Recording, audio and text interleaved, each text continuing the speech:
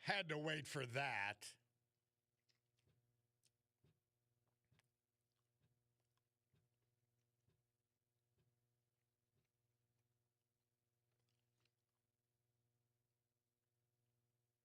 Nilsson.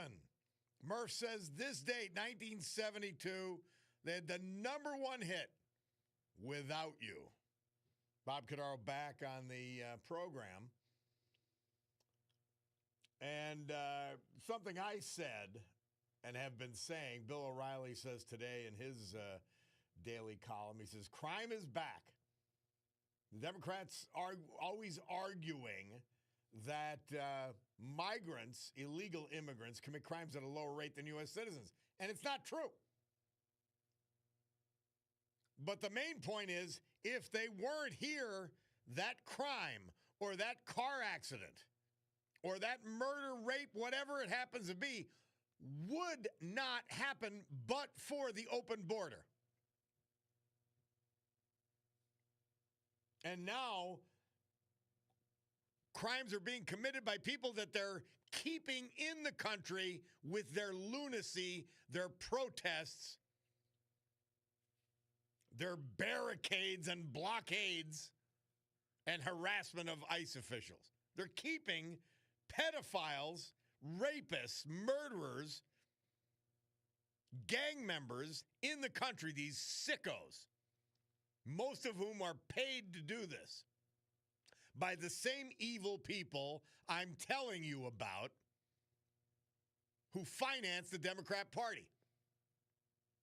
By the way, cabinet guy's going down to see Bob Parker today at 4:30. Maybe we'll get to meet. Cabinet guy wish so, but I'm going down right after I get off the air. So if I'm still there at 4:30, I'll be very angry at Bob Parker. Somebody says, Bob, could you ask Rob about all these healthcare and Medicare cuts he voted for? Or is the morning show and all these campaign ads just lying? Obviously. Yeah, they are. They just lie. They don't really care. I don't understand it. Just make your argument. Why do you have to lie? Well, I know why they have to lie, because their argument is nonsensical on every issue. Absolutely crazy people. Somebody says, Bob, let us know what Medicare plan you're going to go with. I'll be going on Medicare this year. I'm not going to do that because I don't. It might not be good advice for you.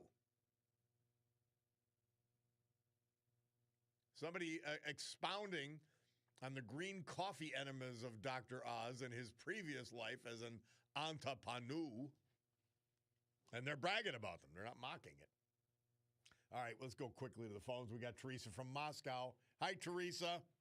Oh, hey, good morning, Bob. It's Teresa Ripley. I just wanted to make an announcement. I'm meeting some people at Kay's Daily Grind in Covington Township. It's where the Bill's ShopRite is, to sign on Republicans for the primary ballot in May. So we're trying to get as many Republicans as we possibly can to get on the May ballot for the November general election. So if anybody's up here shopping at ShopRite or at Ace Hardware, I'll be in Kay's between 10 and 11, just meeting people. And there's a lot of really good grassroots Republicans that are extremely tired of what they're seeing and, would like to, make our area a safe place to live, a nice community, and stick to our traditional values that we all share. Well, Teresa, how great is that for you to give your time up? And well, by the way, not a bad place to spend your time, Kay's. the Daily Grind. That's a great place. Fantastic. Yeah, that's neat. But so you'll be there between 10 and 11. You'll have petitions that people could sign if they stop by?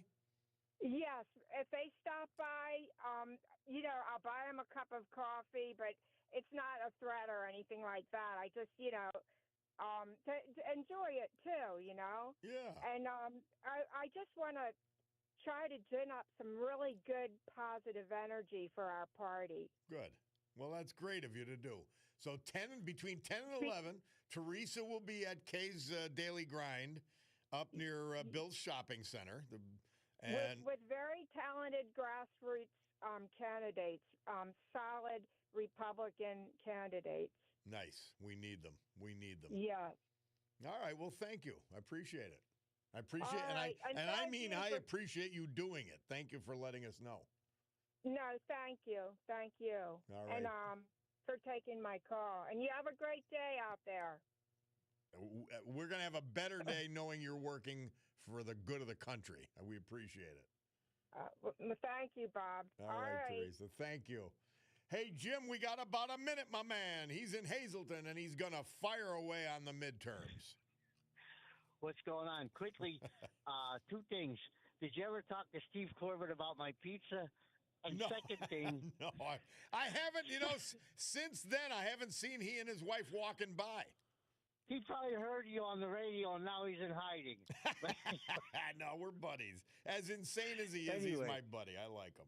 He's a great guy. I met him a couple times, but he was a little Hillary lunatic. But back to my comment on the midterms quickly. So I was going to say it on your birthday, and I'm going to give you a birthday present. I'm going to call it like I did in 2024 back in February. I said Trump was going to win, Cartwright was going to win or lose, and Casey was going to lose. And all my friends, Republican or Democrat, doubted me. And I said, you'll see. And the philosophy I had between that is the never-Trumpers are not going to vote for Trump. The Democrats are going to vote. The Trumpers are going to vote for Trump. It's the middle. It's the people that are going to go with reality, and they're going to vote the way they should. And I think that's what's going to happen. I'm going to make a bold prediction and say that they're going to keep the House and the Senate because that's what's going to happen because Donald Trump's laser focused on keeping the House and the Senate. And when he gets focused on something, it's hard to take him down. Man, your lips to God's ears. I appreciate that, Jim, and keep reminding us of it, all right?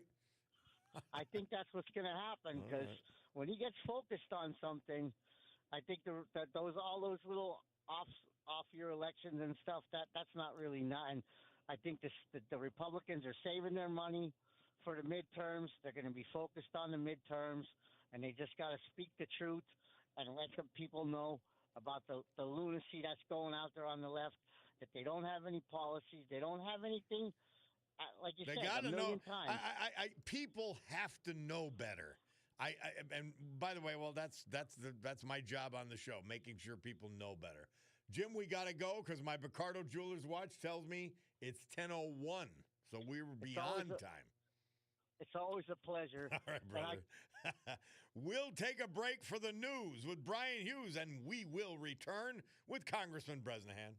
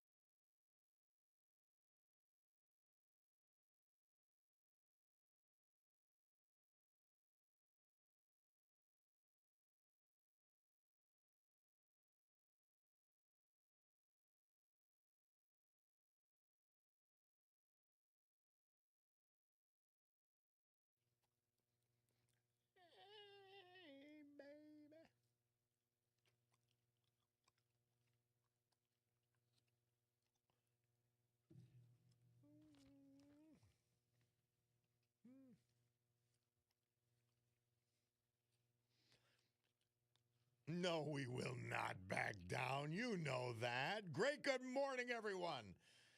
10:07 on my Cordaro Jewelers watch here in the great Northeast. This beautiful Thursday, February 26, 2026. This is the Bob Cordaro Show.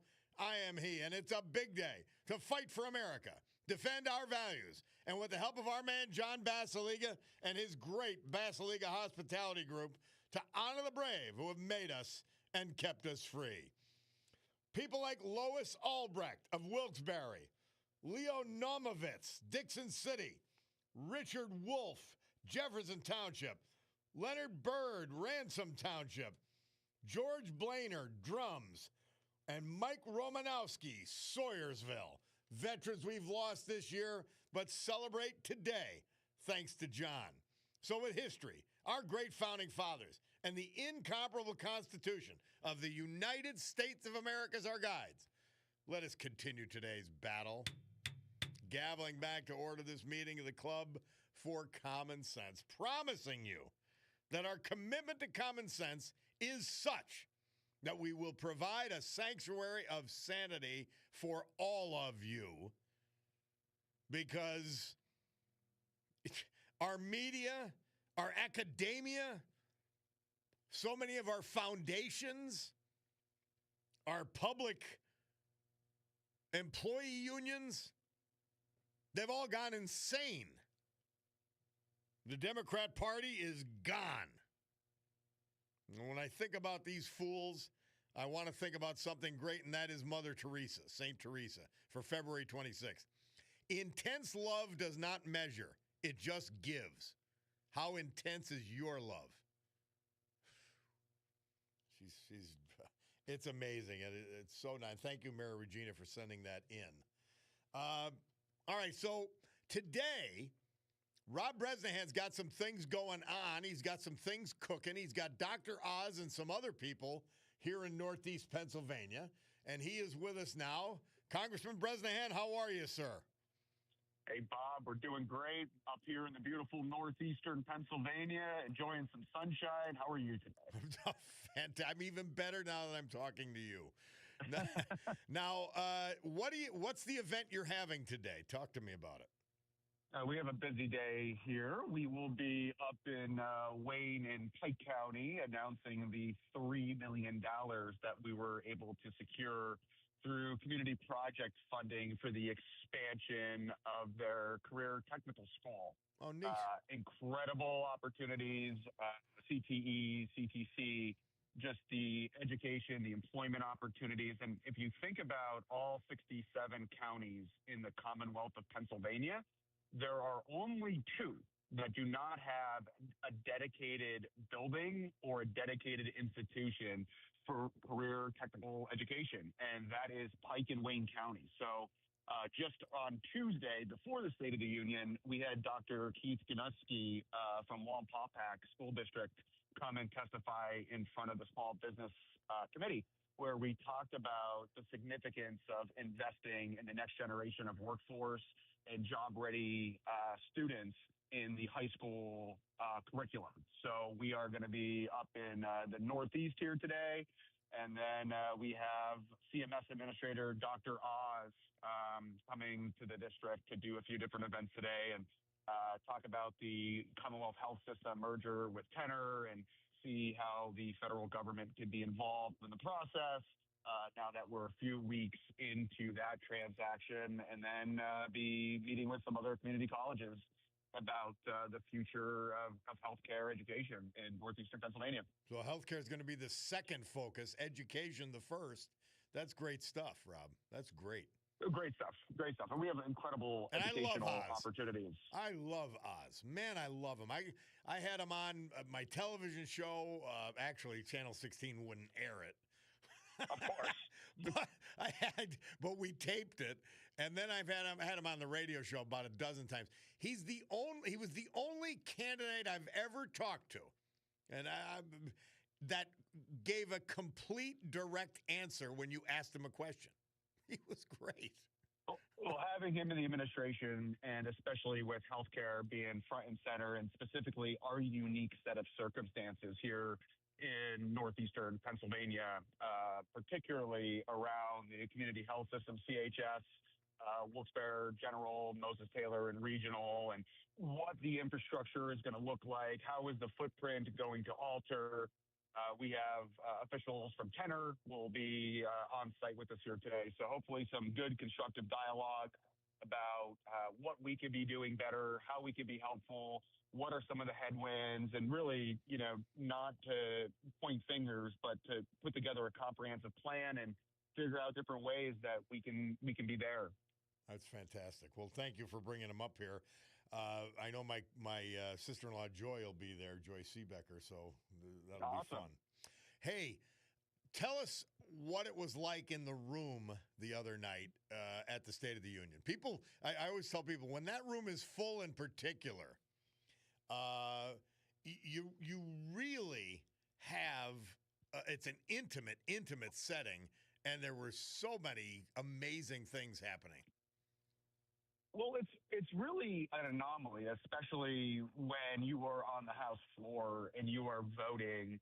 When you're looking up at the galleries on a typical Tuesday or Wednesday during voting session, there could be some field trips, there could be some participants up in the gallery, but it's really only during the State of the Union or the Joint Address to Congress that every single seat in the gallery is at capacity. And the halls of Congress and the statuary hall and, the rotunda, there is just so much focus and attention on Washington, D.C. on nights like this. And, normally you're able to go from the House office buildings over to the Capitol pretty unrestricted, especially as a member of Congress or if we're escorting people. But when there are events like the State of the Union, it becomes its whole own ecosystem. Yeah. But the energy and seeing every seat filled and diplomatic ambassadors from so many different countries. And I'll tell you, when the men's USA hockey team came in through the press gallery and the USA chant started, there was standing ovation. And that was one thing that united Republicans and Democrats to stand for applause was when the men's hockey team was recognized. And somebody else that I want to point out to was the Navy Captain Royce Williams. He was awarded the Congressional Medal of Honor. Oh, yeah. I was sitting right below him, and he stood up at 100 years old, stood up and clapped and applauded every single time the House stood up. And obviously he's 100 years old, but he insisted to stand every single time. And that was something that I was very close to that in proximity. Yeah. So seeing his fortitude and his tenacity and the recognition that he received. And something else that was really cool was Megan Hemhauser from Cresco, Pennsylvania. Homeschools 2 children, waits tables at night from northeastern Pennsylvania. So having so much northeastern Pennsylvania presence at the State of the Union, including my guest, Lisa, who has been a part of the community health systems, hospital system since it was Mid-Valley, dating back to 1994. Wow. She's seen hospitals close. She's seen how CHS did not invest the necessary resources into the facilities.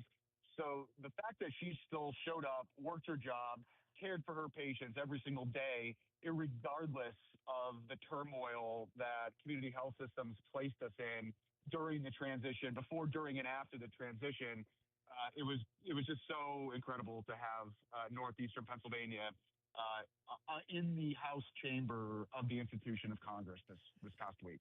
Now, obviously, this is an election year, and the lies are piling up, and your opponent and the national left-wing money that is following her they're going to keep lying about cuts to Medicaid and Medicare.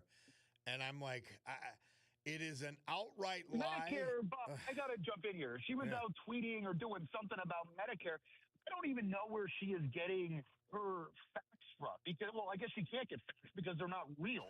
Yeah. Where she is concocting these ideas. I mean, Medicare, if you want to talk about how we incorporated work requirements and ensured that Medicaid would be we remain solvent for the future generations, especially for people that depend on Medicaid systems. But Medicare was never a part of the conversation. And you heard the president at the State of the Union specifically address Medicare in the future, that he's going to make sure that it remains solvent for generations to come. So they will say and do anything. They will flip up sound bites. They were trying to go after my guest by suggesting that hospitals don't have the resources, which if you followed anything inside of the Working Family Tax Cuts Act, these implementations don't take effect for sometimes years, and where Pennsylvania hospitals won't even see the reduction in the state-directed payment until the year of 2030. So they will just say and do anything. So that's why the Club for Common Sense is just so imperative. And we want to talk about crime levels on a national level coming down, except for one place in our district, Scranton. Yeah, that's where I live, and she's such an awful mayor. And by the way, I'm surprised there's crimes against my wheels and tires and my car by the streets she's allowed to turn into Fallujah. Well, we saw a prime example of her inability to lead when she was out panhandling in Washington, D.C. for campaign cash when we were under a state of emergency. So that's just where her priorities lie, and she'll just use the constituents of northeastern Pennsylvania as a stepladder just to pursue her Portland Page political career. Quite frightening. Rob Bresnahan, so you've really, and I say this to people, and I say it unapologetically, I've been studying Congress and worked on Capitol Hill way back in 1982 and studying it for even longer than that. And I have never seen a freshman, a first-term congressman, accomplish what you have done and insert himself into the power structure for the benefit of their constituents like you. I've never seen it. Well, we have sharp elbows, and we're going to fight for northeastern Pennsylvania. And however that means that we need to have our message received, that's what we're going to do. Yeah. And, I'm the seventh youngest member of Congress, but I don't want to be evaluated off of my age. I want to be evaluated off of what we've been able to accomplish. And, we have opportunities to talk to your listeners that after this community project funding initiative completes, we'll be bringing back over $20 million for northeastern Pennsylvania. That doesn't include the millions that we were able to secure for Toby Hanna Army Depot. $68 million was incorporated into the NDAA reauthorization this year. We've made targeted investments in infrastructure, improving roads, bridges, water systems, and public safety facilities that people rely on every single day. And there's been bipartisan progress on public safety, including resources for first responders and law enforcement, because we have to keep our community safe. Rob Bresnahan, you also, and this is important because the Democrats oppose this viciously, and including Paige Cognetti. The $50 billion for rural hospitals, that fund, which they vociferously opposed, including her, that helps Northeast Pennsylvania because all of our hospital facilities are on rural reimbursement. Totally. And we are habitually lower than other demographics throughout the United States, and specifically within inside of the Commonwealth of Pennsylvania. So towards the end of this quarter, the Commonwealth of Pennsylvania is going to receive $193 million. And after the end of this 5-year disbursement, it's going to be close to $1 billion, $1 billion for the Commonwealth of Pennsylvania to specifically make targeted investments into rural healthcare. This isn't to just plug budgetary holes or put Band-Aids over executive compensation. This is to actually make transformational change. And that's what we were so insistent on.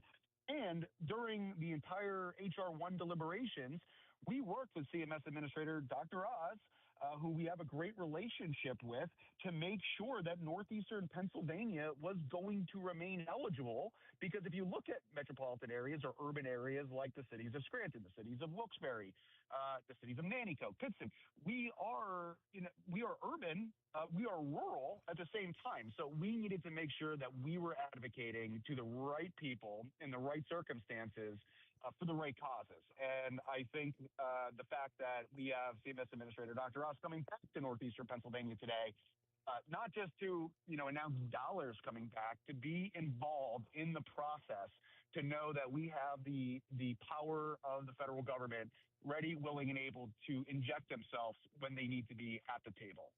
So let's summarize just quickly. Medicaid is not being cut, number one. Number two, Medicare. Well, if you're an illegal alien, it is going to be cut, because illegal aliens should not be receiving the hard-working taxpayers' resources. So I have to put a caveat there. Medicare, there is no cuts to Medicare either, although the Biden administration, people don't remember this, and it was never followed by the press. The Biden administration raided Medicare, particularly the Part B, for other things, and screwed the senior citizens, and they got away with it because it was never reported on. And people are hitting it. Those kinds of things are hitting it now, and the Democrats are pretending it was not them that did it. And, we could also talk about some of the implications revolving around SNAP. I mean, we have seen the error rates in the Commonwealth of Pennsylvania pre-pandemic and post-pandemic absolutely soar off of the charts. I mean, we got to the point in the Commonwealth of Pennsylvania where we had an error rate of basically almost 1 in 5. And we've seen that number continue to come down. We gave states runway to provide them enough time to implement verification systems to eliminate the waste, the fraud, and the abuse. So we used a carrot and a stick approach, that the federal government isn't just going to be an open checkbook for situations of waste and fraud. And we see what was happening in Minnesota. That's a prime example. So we have to be good stewards of taxpayer money. And there's a reasonable expectation of the work requirements or the training requirements or the volunteer requirements. So what we're putting in place are not haphazard. They're not irresponsible. We are being good stewards of taxpayer resources. Because they are limited, even though many on the Democrat Party don't think so. Crazy stuff. Well, Rob Bresnahan, our congressman, we thank you for coming on. Thank you for being in the area and bringing home not only the bacon, but the policy. We really appreciate it. Bob, thanks for having me on the Club of Common Sense. Open invitation anytime. You are welcome anytime. You just call. If you've got 5 extra minutes, you just dial in. All right? You got it. All right. Congressman Rob Bresnahan, our congressman. We'll take a break and be back. It's the Bob Cordaro Show.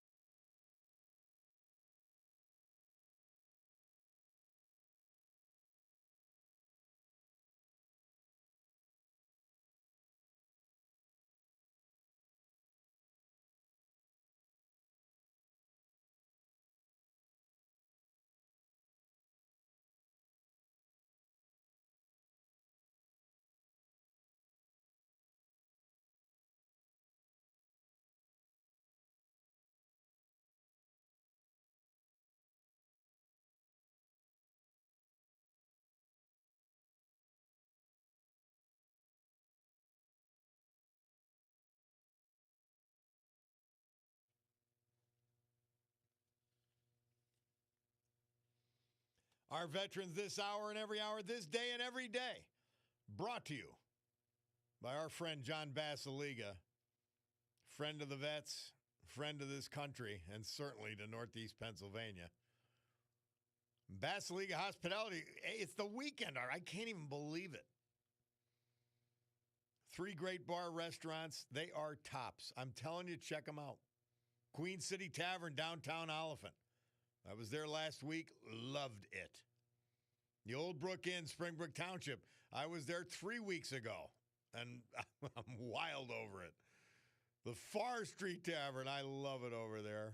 We used to nicknamed it Benny's for the first owner, but it's been totally reimagined, and it's a new, reimagined neighborhood institution. A Terra 519, can't say enough about it. Gorgeous. Service, staff, awesome. Stegmeyer Mansion, the same. It's an old world take on fine dining. And the Sergei's the nightclub will be open tonight, Friday, and Saturday for unlimited fun. More fun than human beings should be allowed to have. Leonard Bird III. We lost him February 4th at age 76. He was from Ransom Township. He was preceded in death by his wife, the former Emily Sherman, who passed in 2024. Born in Scranton, a graduate of the Abington Heights High School class of 67. He proudly served this country in the United States Marine Corps during the Vietnam War. Prior to retirement, he was employed as a welder for over 40 years. Leonard was a lifetime member of the VFW, proud NRA member. He loved deer hunting, especially during muzzleloader season. Surviving sons, grandchildren, great-grandchildren, and many other family members. Leonard Bird. Richard Wolf. He died February 11th. He was 90. He lived in Jefferson Township. Born in Roaring Brook Township, a graduate of the great Scranton Technical High School in 1954. He served us in the U.S. Army, 1954 to 1957. Before retirement, he worked at Sukol Electronics as a painter. Another avid outdoorsman. He loved hunting and fishing. Survived by his brothers, stepdaughters, grandchildren. Sadly preceded in death by his first wife, Kathy Davidson Wolf, his second wife, Norma Koch Wolf, his infant son, and his stepson, Joseph Selter. Richard Hugo Wolf. Our great veterans this hour brought to you by John Basiliga and the Basiliga Hospitality Group. Storm Tracker 16 forecast from meteorologist Joe Snedeker. All of it brought to you by, well, the place that's synonymous with weather. All seasons, by the way. And that's Montage Mountain Resort. You got to go there. With this warm weather, conditions are great, and the weather's going to be perfect from today forward. Today, partly sunny, high 38. We're at 36 already. Tonight, partly cloudy down to 21. Friday, partly sunny, milder, 45. An even better ski day. Saturday, partly sunny, high 48. A great day to rent one of those tents and do the fire pit and have a blast. Sunday, morning snow showers, then partly sunny and cooler, 35 degrees. It's montage weather. You better take advantage of it.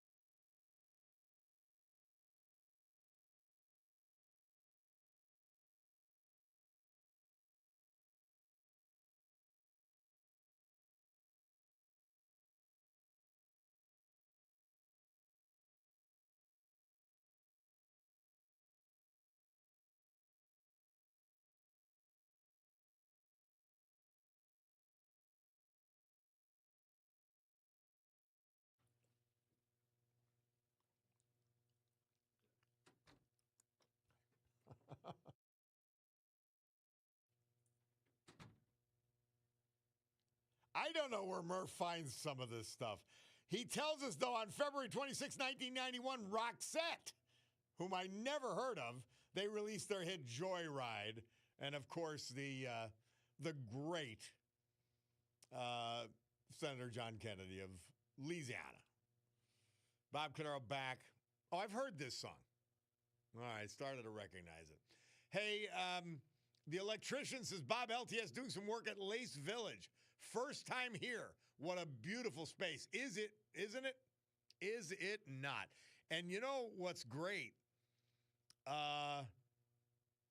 Jody Cordaro, who spearheaded that project, my cousin, as we say in Dunmore, he's involved with the hockey team here in Northeast Pennsylvania. And we're going to have Ray Giroux, former professional hockey player, on the 11 o'clock hour to talk about this hockey thing while we're all excited and hepped up about hockey from the USA Gold team. By the way, Murph let me know the New York Police Department arrested a suspect in the snowball and rock attack. And I'm happy to hear it. I hope they get a beating. That's my own view. I hope they get a little bit of a beating. Yeah, Mark Mayer pointing out his quarterly Medicare payment just rose $150. See, this never got publicized. Biden administration raided Medicare for their lunacy spending program. And we're feeling the effects of it. By the way, on a lighter note,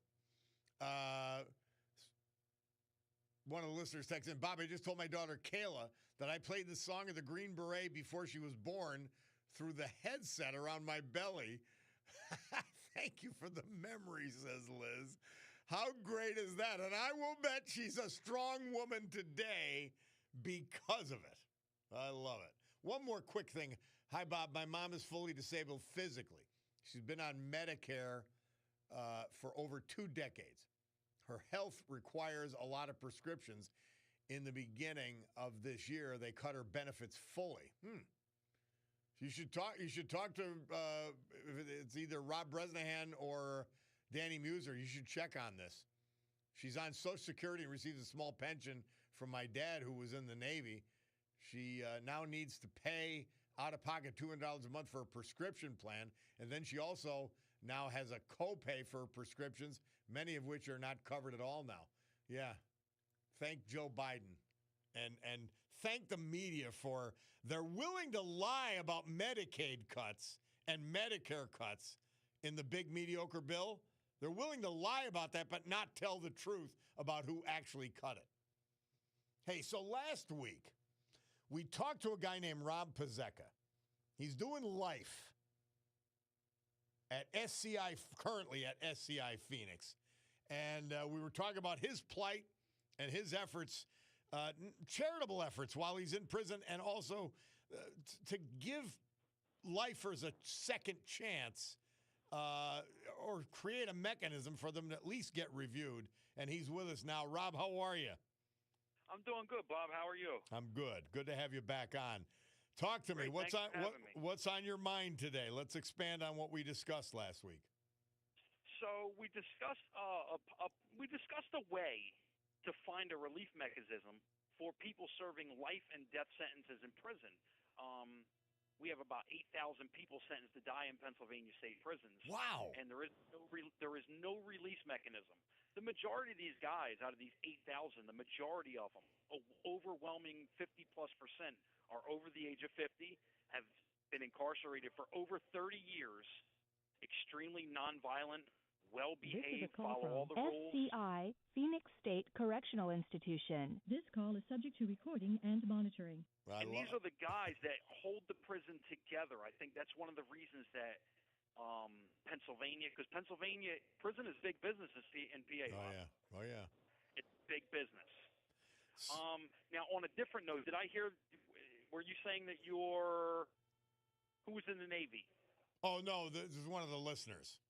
One of the listeners' family members. Okay. Because I was going to say, my brother is also former Navy, served on the USS Nimitz. Really? And my brother is on the verge of homelessness due to the fact of the level of help that the government has been giving our veterans. It's not much. Fascinating. Well, you know what?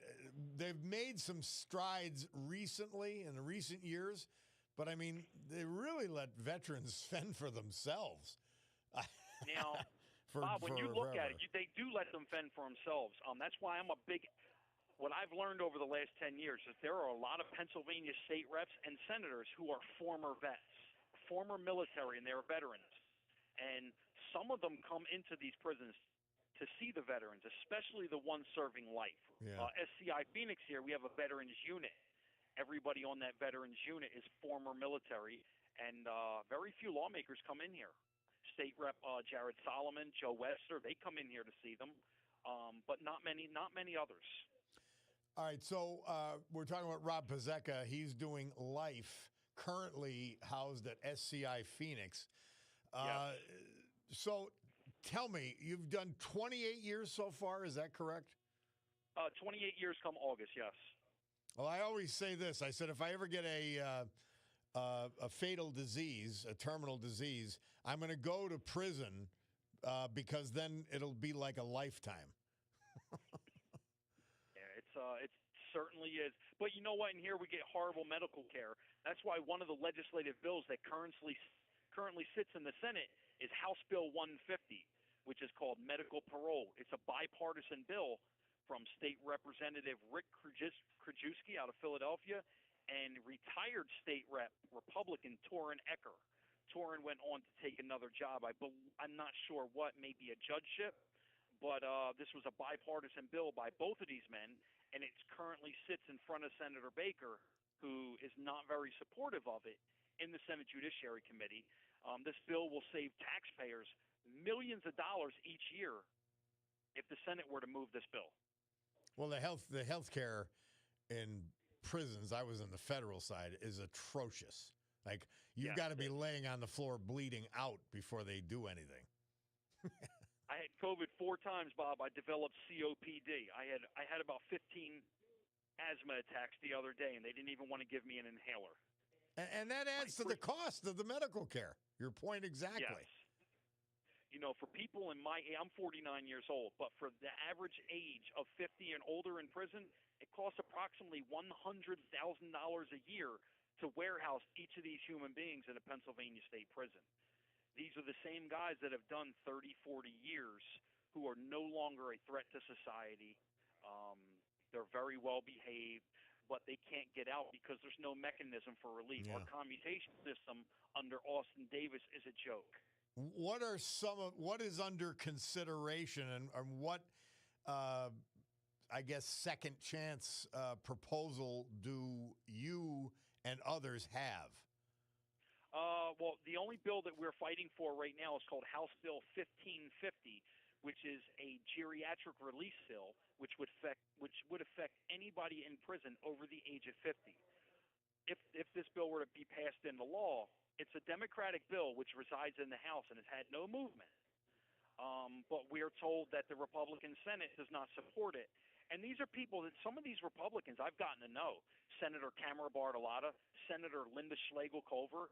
I've gotten to know these two women, and I really like these two women. They're very good at their jobs. So this cannot be a Republican or Democratic thing. It must be bipartisan, and we got to unite. But with leadership in the parties not supporting it, this bill is going nowhere. Yeah. And this is the only mechanism for relief because we do have a Board of Pardons in Pennsylvania, and the Board of Pardons is something that, in my opinion, should be abolished. It would save taxpayers millions of dollars a year if this Board of Pardons were abolished. It was only created in the 1800s due to corruption in the governor's office. We don't have people being bought and sold in and out of prison anymore, so those days are long over. Well, what would you replace it with? Only 9 or 10 states have a Board of Pardons. The other states, if you file for a pardon or commutation, it goes directly to the governor who has a certain amount of time to decide on it. Okay. It's the sole decision of the governor and his team. Right now, you have to convince the prison, you You have to convince the head of the Department of Corrections, DOC Secretary Laurel Harry.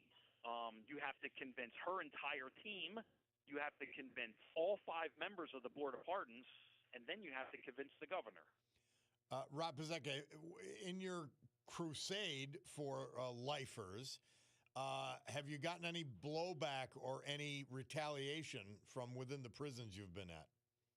Oh, absolutely. I brought State Representative Christopher Rabb into SCI Dallas when I was the vice president of the Lifers Organization, and I was punished by the prison and by the Department of Corrections. I was taken into an office, and I was screamed at and threatened, and I was told to never, ever again invite a monkey into the prison again.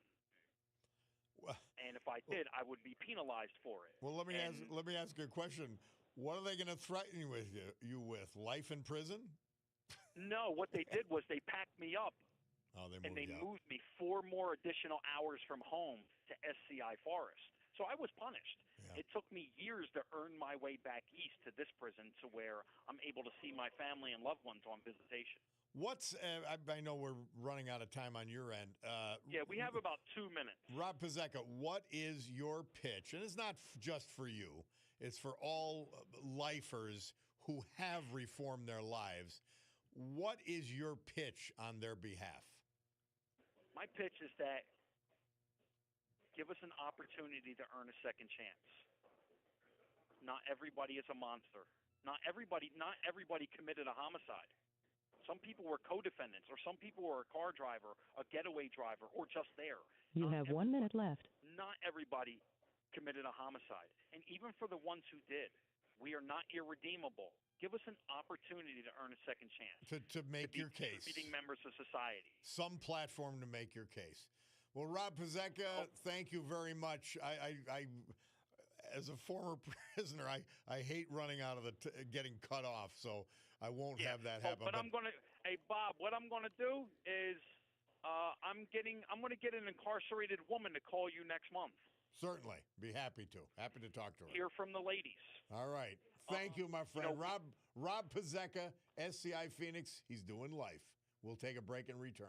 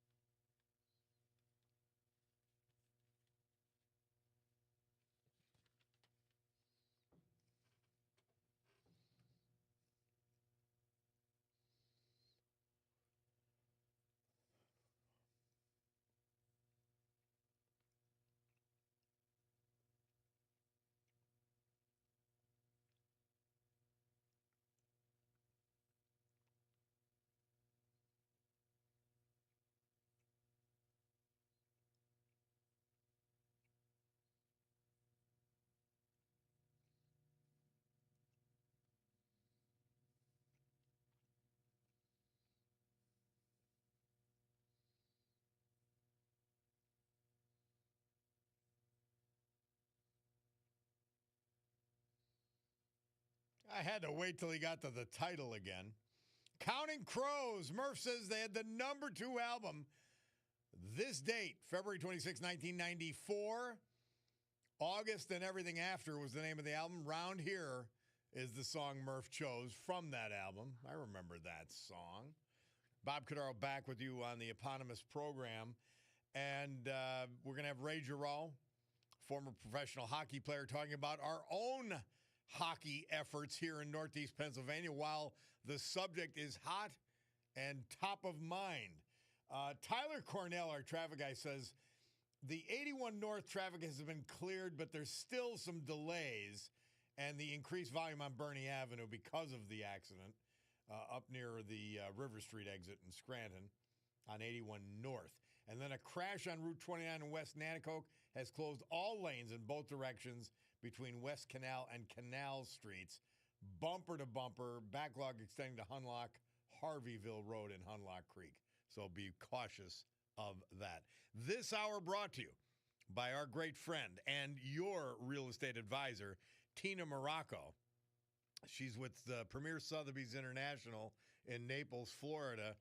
And, you know, if you're thinking Florida, you've got to go to somebody you could trust, not only that has the expertise to find the right property for you, but that you could just trust. They're not trying to dump anything on you. And that's who she is. And that's important. Somebody texted in, you know, it's a funny thing and sad at the same time. People, especially in this area, will vote for a politician who's never had a real job in the private sector, as opposed to a successful businessman who really doesn't need the aggravation and could be a success anywhere. You're right. I know it. I mean, Paige Cognetti's a failed mayor in Scranton. And unfortunately, I have to live there under her boot. And our poor Bulldog, it's garbage day today. We forgot to play. All right, when we come out of the news, Bulldog, we've got to play Stick Out Your Can. Because they came and got the garbage this morning. I didn't sleep last night because we were in the emergency room. And so, but sure enough, as reliable as rain, our guys in Scranton, our DPW guys picked it up. Thank a DPW guy today for what they do for you each week. Just remember that, okay? Remember that. In any event, as we head towards the top of the hour, somebody said, so the pedophiles that are in prison when they're over 50, should we let them out too, Lee? No, not at all. Because they're not reformable. That's a sickness. And so, no, never. I mean, you keep them in as long as you can, according to the law. But what they're talking about, and I've been in rooms with them, and I think you know by now I'm not a bleeding heart. Even on imprisonment, despite the fact that I lived it, I'm not a bleeding heart at all, but all that they're asking for, and by the way, you can respectfully disagree, and you may be correct, and I may be incorrect. But all they're asking for is a process by which they can be considered for a second chance. That's it. And I don't know. That sounds fair to me. Somebody texts in, good morning and greetings, Bob. AATLS, or do you mean ALTS, which has always loved the show. As an aside to the hockey celebration, I saw an interview on a Lib station with a female hockey player, Kayla Hughes. Of course, they asked her about Trump's statement about inviting the female team. She finds it absolutely despicable. Not surprisingly, she apparently lacks a sense of humor, and is the one who proposed to another female athlete during the Olympics. Yeah, I mean, Trump, he should talk less. But I mean, that's part of why we get a kick out of him also. But he didn't mean anything by it. You could look at, if you hate Trump, you're going to make something out of everything he says. Period. Somebody else on this child molester deal. Bob, my only concern is the case in California. The child molester sentenced for life who's 64 and will be getting released per California law. No, I mean, that's out. I'm not talking about that crime. I'm not talking about that kind of crime at all. I saw that report, and it's scary. And California is a loony bin in terms of politics. So no. Hey, I just looked up and then looked down, and my Bacardo Jewelers watch tells me it's 11:02 and change, which means that we've got to go to the news with Brian Hughes. And then we'll come back. We got Ray Giroux from our local hockey club. I'm looking forward to talking to him and finding some things out about it. We'll be back.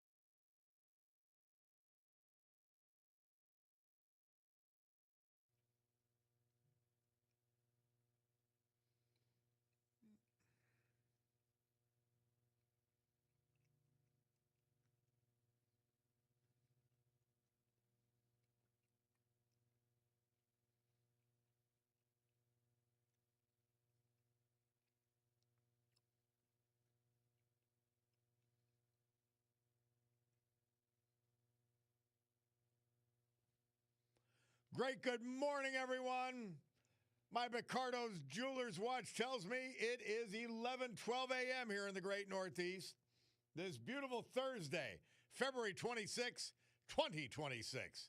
This is the Bob Cordaro Show. I am he. And it's a big day to fight for America, defend our values. And with the help of our man, John Basiliga, and his great Basiliga Hospitality Group, to honor the brave who have made us and kept us free. People like Leonard Byrd, Ransom Township, Richard Wolf, Jefferson Township, Lois Albrecht, Wilkes-Barre, Leo Nomovitz, Dixon City, George Blainer, Drums, and Mike Romanowski, Sawyersville. So with history, our great founding fathers, and the incomparable Constitution of the United States of America as our guides, let us continue today's battle. Gaveling back to order this meeting of the Club for Common Sense, promising you that our commitment to common sense will provide a sanctuary of sanity for all of you in a world that's gone haywire. And we've got one of the major political parties is populated by mentally ill and insane people, as evidenced by the State of the Union last week. I mean, I don't care. Why do you take the 10 and 20% side of every issue, from the open border to deporting illegals to cashless bail and coddling of criminals? Name the issue. To the SAVE Act, that you should have ID to vote.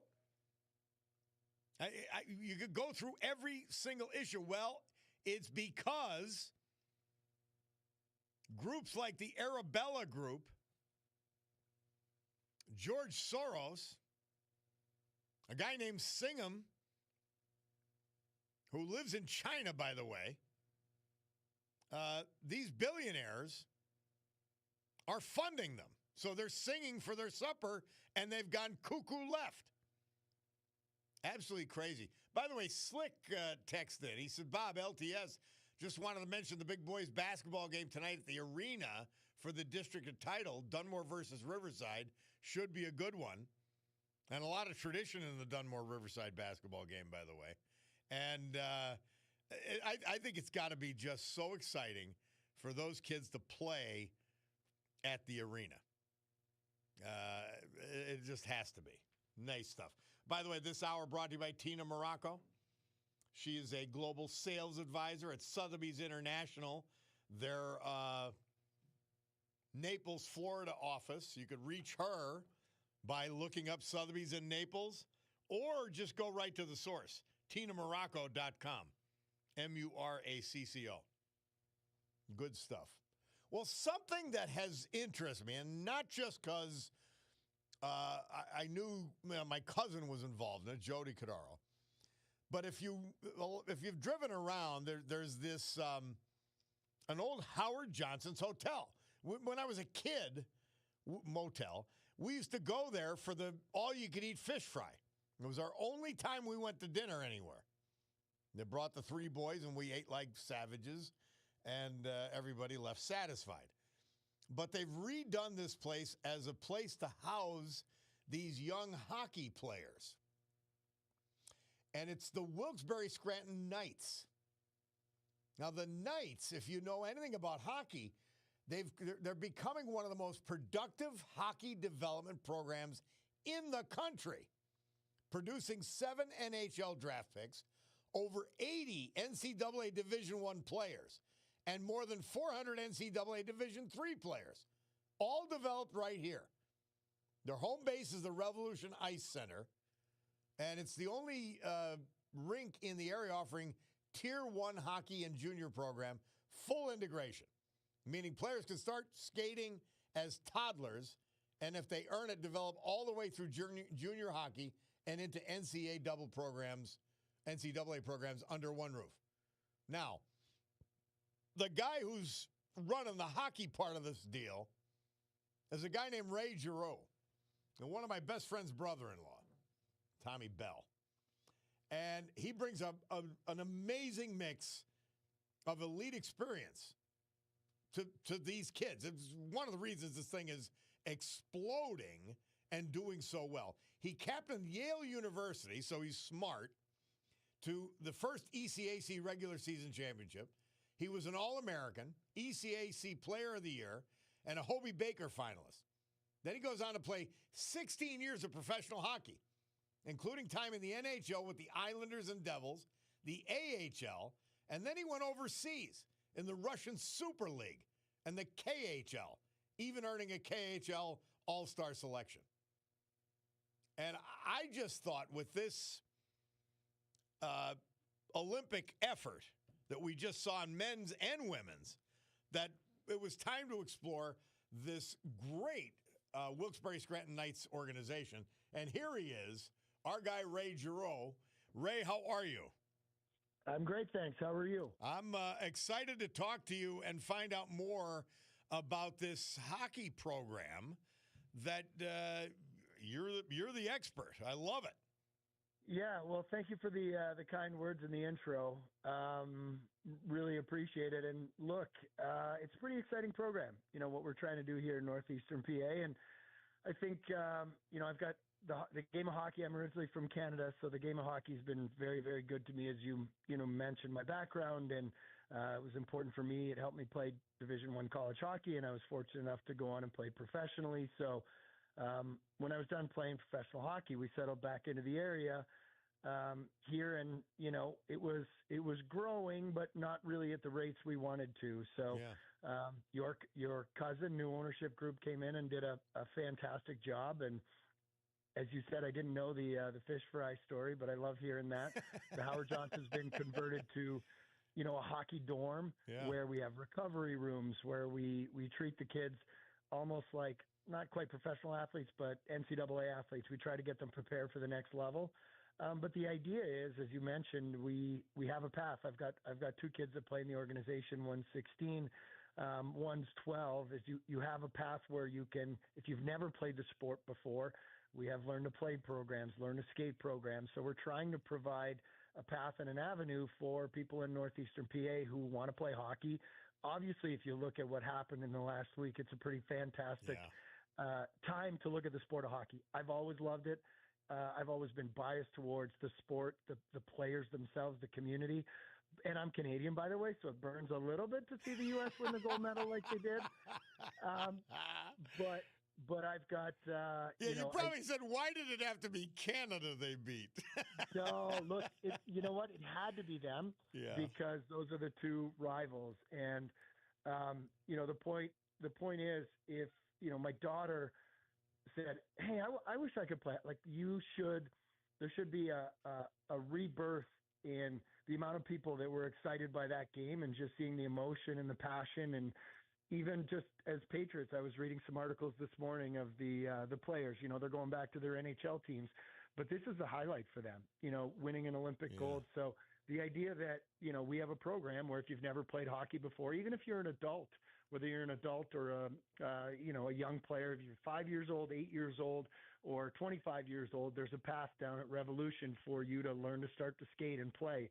And then as the Tier 1 organization, we actually have some of the most competitive teams in the country. We travel all over.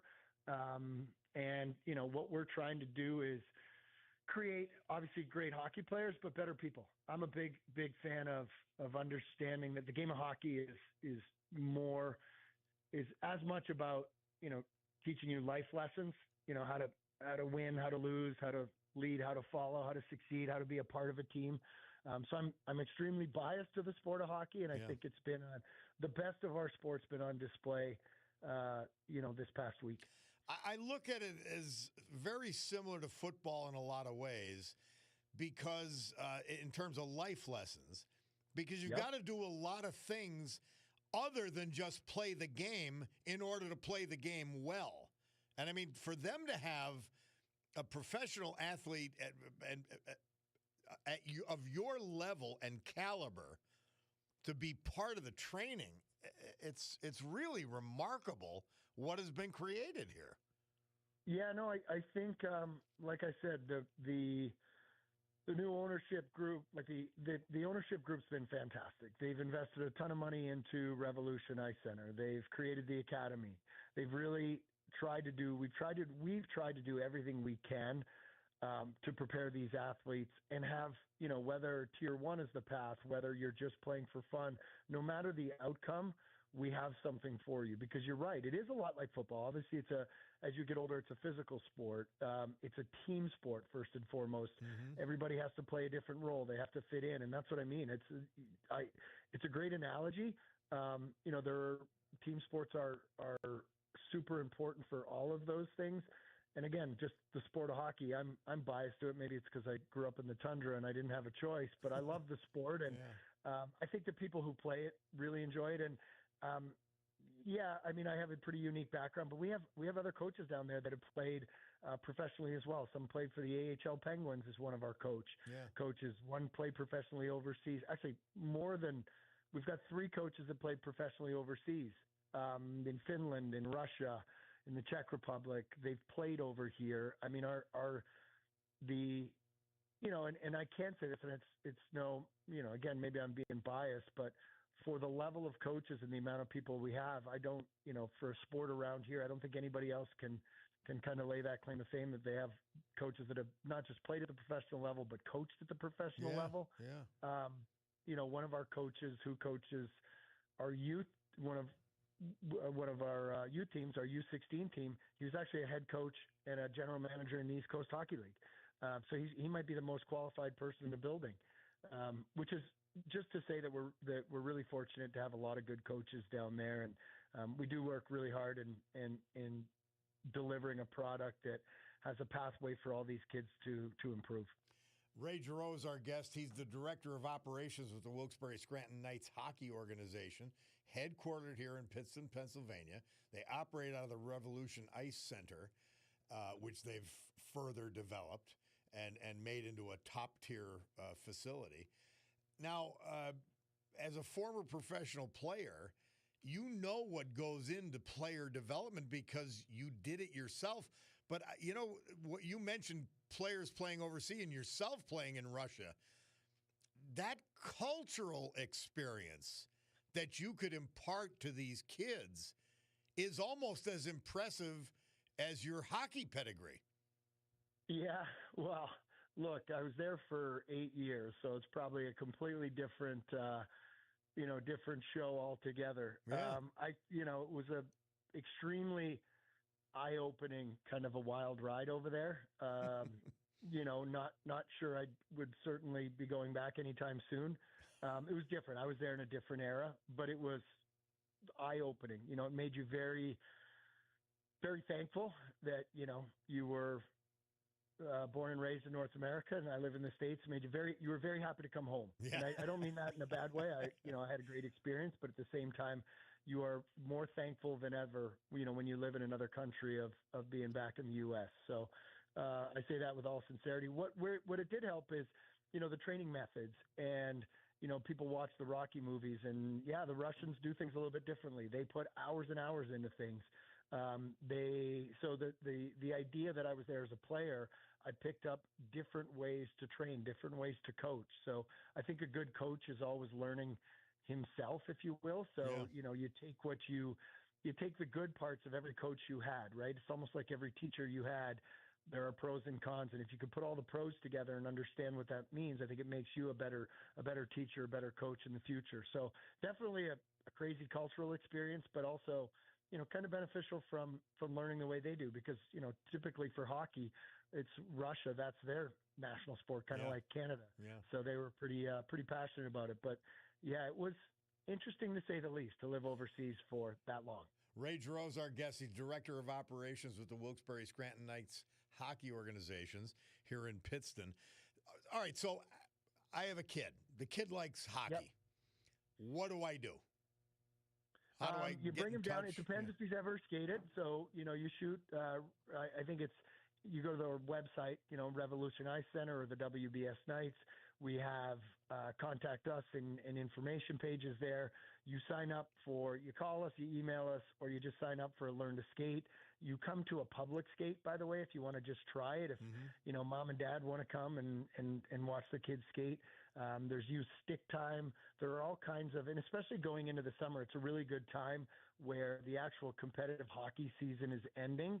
But if you wanted to start out or you were interested in it, we have all kinds of different programs. There's in-house programs where you could play all summer. We have coaches that do private lessons over the summer. So depending on how involved you want to do, if you want to dive head first in and be on the ice a ton, we have a path for you. But, I'd suggest just kind of going to the Revolution Ice Center website and/or, the Wilkes-Barre Scranton Knights. But if you've never played, the first steps are just getting on the ice and the learn to play, learn to skate program, getting comfortable with that. And then, as you progress through that, then we get to put a stick in your hand and you learn to play hockey. So that's the easiest way for anybody who's interested. My youngest son was interested in hockey. So we go and get, $350 worth of equipment, and this is like 20 years ago. And he didn't. Yep. He decided he didn't like it.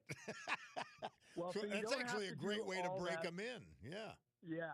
You don't have to do all that right now. So even if you're just considering it, I believe next week we have Try Hockey for Free week where we'll provide some equipment.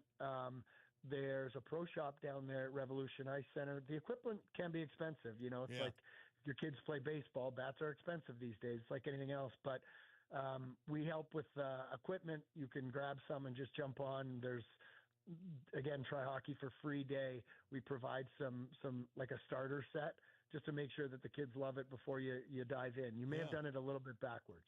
What year, I have a listener asking what year you graduated from Yale? I graduated in 98. 98, okay.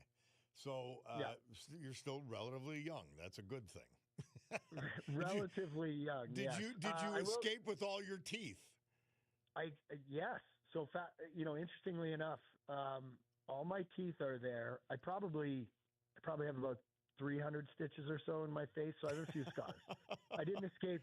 I didn't come out cleanly. You never do, but the adage that scars build, they can build some character sometimes. I mean, if you look at the gold medal goal, Jack Hughes scored it.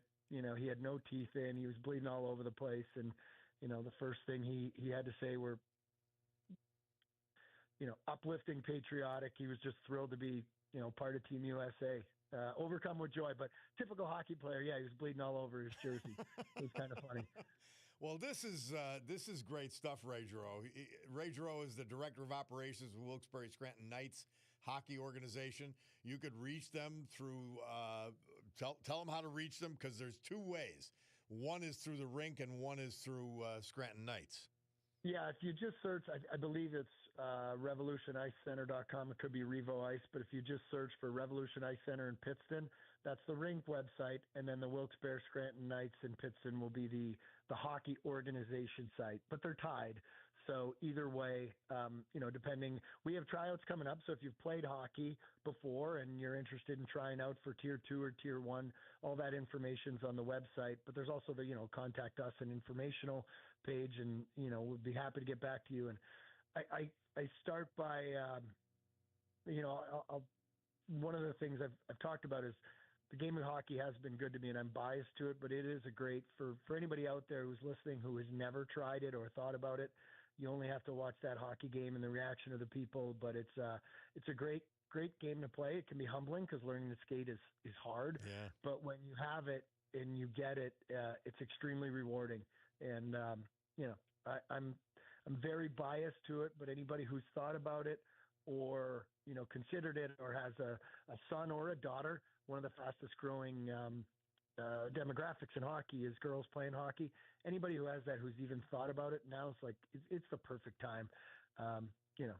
Good timing with the gold medal winning game, but at the same time, there's never a bad time to start playing hockey.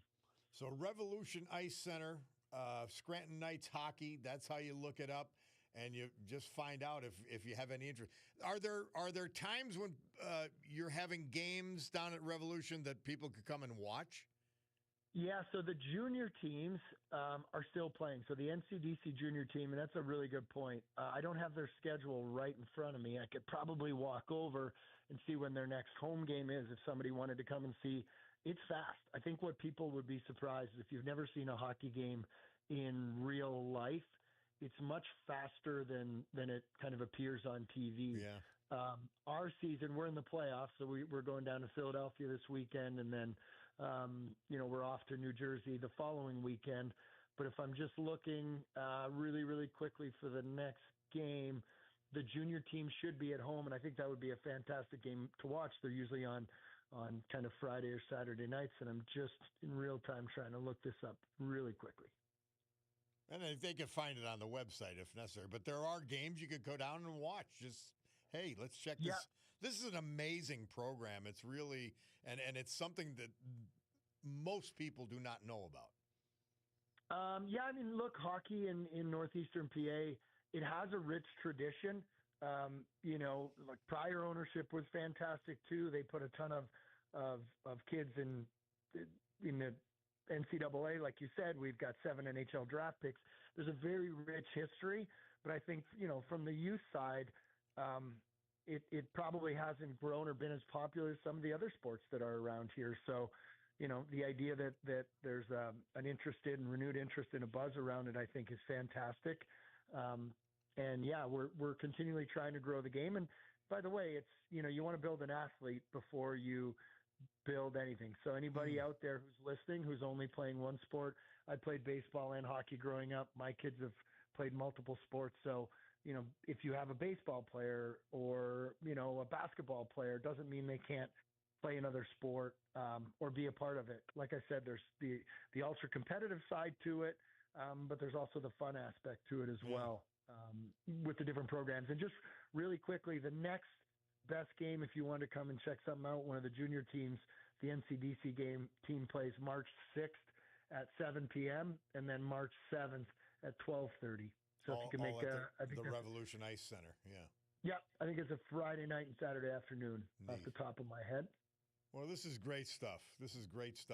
Ray, we'll have to have you join us again because I'm just really fascinated with having a program of this level of excellence right under our noses and right within reach for so many people.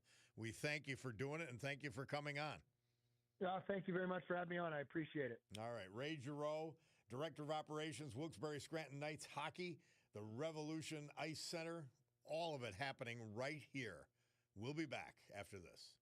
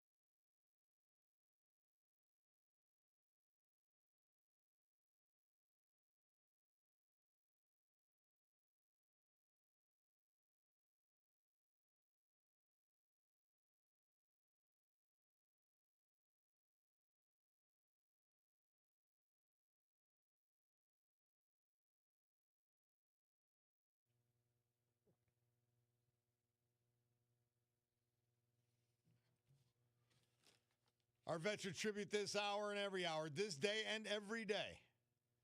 Loyally brought to you by a friend of the vets, John Basiliga. Today, because it's almost the weekend, we feature Basiliga Hospitality.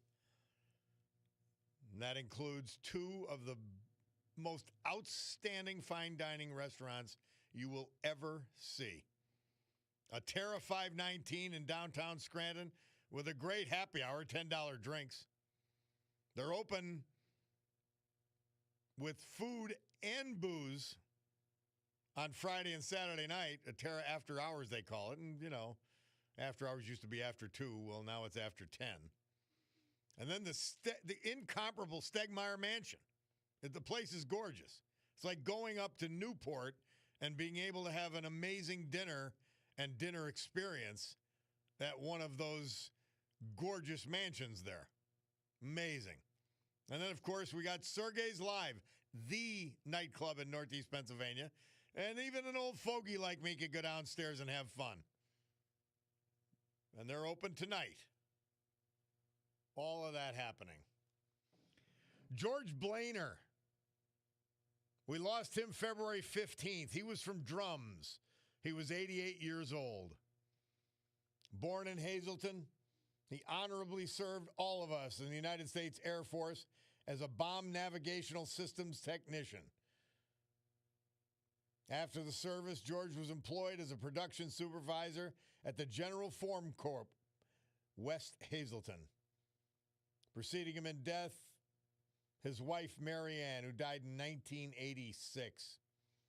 Surviving, his daughter and her partner, cousins, and other family members. George Blainer, Jr. Mike Romanowski. He passed away February 16th. He was 77 years old. He was from Sawyersville. His loving wife, his princess, is Carol Hill Romanowski, with whom he would have celebrated a 58th wedding anniversary this April. Born in Kingston, he was a member of the last graduating class of the former Sawyersville High School in 1966. Following that, he enlisted with the United States Air Force, proudly serving this country for 4 years during the Vietnam War. He became a sergeant in the Air Force. Honorable discharge in 1970. Prior to retirement, Mike was employed as a lineman for Asplund, 40 Fort, and earlier as a lineman for Sedoni Construction in 40 Fort. Man of faith, Mike was a lifelong member of the former St. Mary Czestochowa Church, Sawyersville, and the St. Elizabeth Ann Seton Parish, Sawyersville, where he was an extraordinary minister of the Eucharist at both parishes. Member of the Knights of Columbus, member of the American Legion, Sawyersville, the American Disabled American Veterans, the Sawyersville Kiwanis Club, Sawyersville Little League coach and umpire, avid outdoorsman, avid golfer too. He shot a hole in one. Left to cherish his memory are his wife, Carol, 3 sons, grandchildren, great-grandchildren, and other family members. Mike Romanowski. Our great veterans this hour, brought to you by John Basiliga and Basiliga Hospitality.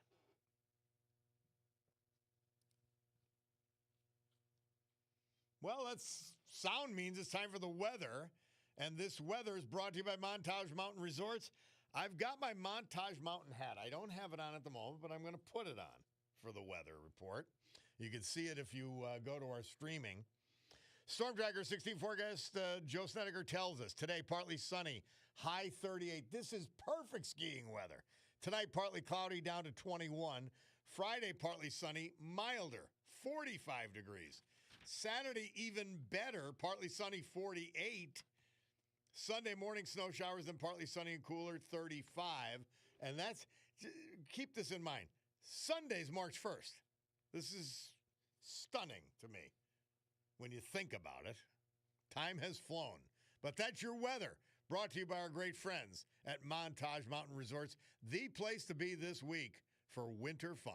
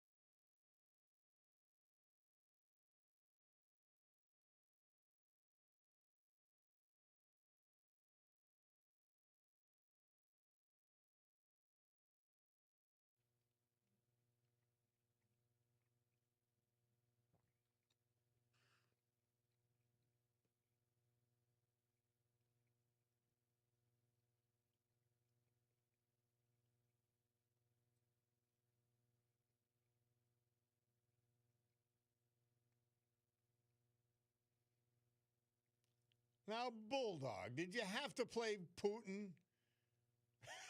I mean, Fats Domino, he made Blueberry Hill a big deal. He was born in New Orleans, Louisiana, February 26, 1928, and now the Bulldog has to play Putin. He insists on playing Putin's version every time we play Fats Domino. I don't know why. Why is that, Bulldog? Huh? What's that all? Well, and it shows that even mass murderers have a softer side, I guess. Maybe that's the other part of it. I don't know. Hey, just in, Hillary Clinton has the Clintons are testifying under oath. She has testified under oath. I mean, by the way, and I like Bill. He's a rascal. Hillary, I do not like. But she's tested, and she's just, as a former Democrat senator had said, she's an unusually good liar. And she's devoted to lying. She just is. Remember, this is the same woman who said that she was named after Sir Edmund Hillary, even though she was about 8 years old when he conquered Mount Everest. I mean, she lives in a fantasy land. Well, she's testified under oath. She has no information about Jeffrey Epstein's criminal activities and does not recall ever meeting him. Yeah, Bill Clinton flew,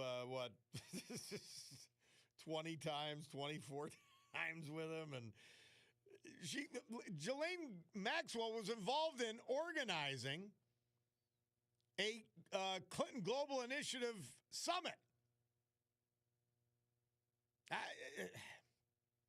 These people are incredible. Absolutely incredible. Oh, of course, when he had a plane that you could use for free and he was worth a fortune, well, you liked him then, even though you knew he was a pedophile. But now, apparently, you don't know him. It was crazy stuff. Hey, so when I think of something goofy and bad, I always think of something good, and that would be Tina Morocco. She's the global sales advisor at Sotheby's International in Naples, Florida. She is your gateway to Florida, exploring Florida real estate. It's worth a look-see. It really is. And you could reach her at tinamorocco.com, MURACCO, or go to Sotheby's International and check out their Naples, Florida office, and you'll find Tina Morocco. We love her, and we're happy she's on board with what we do here. Yeah, Bill and Hillary Clinton, they're being deposed. Now, somebody said, well, why are the Republicans doing it privately? Are they afraid of something? See, that's the silly line. And it was played out already, and that bullspit was exposed with Hunter Biden. The way these things work all the time is they do a private deposition under oath, and then they consider whether they're going to do a public testimony, because the public testimony, it's all heat and no light, and everybody knows it. So if you want to find something out, you do a private deposition without all the grandstanding. So this is normal practice and procedure. Picardo's tells me it's 11:50.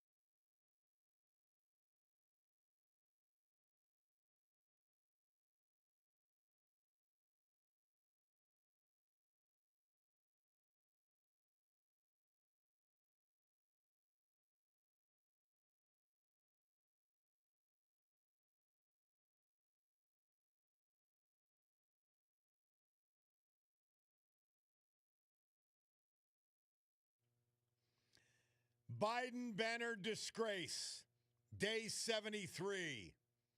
Some fools at the Green Ridge Neighborhood Association thought that they could give a hometown hero banner designed specifically and only for veterans to Joe Biden, who never served in our military.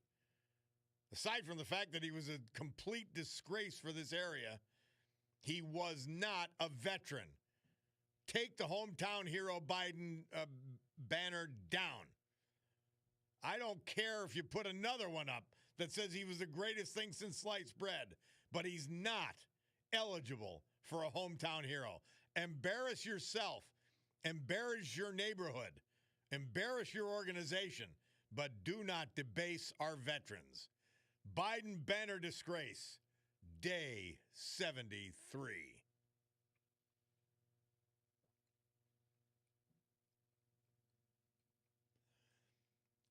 Somebody texted in helpfully that Ghislaine Maxwell was at Chelsea Clinton's wedding, and there's photos of it. But apparently, Hillary didn't see her. Hey, we're going to finish with one of my favorite songs. And if you ever listen to the words, I'll probably have to talk over it a little bit. Nancy Sinatra, this date, 1966, for some reason, one of my favorite years, had the number one hit with These Boots Are Made for Walking. And I just think it's funny and entertaining. I love the song. And that's what we'll use to take us out. Sue Henry show next. Rob O'Donnell show after that. God willing, I'll be with you tomorrow morning to go on the attack again. We do not flag. We do not fail. We fight. But for now, we're going to gavel close this meeting, the Club for Common Sense, and tell you have a great afternoon. We love you. We'll miss you. But we got to go.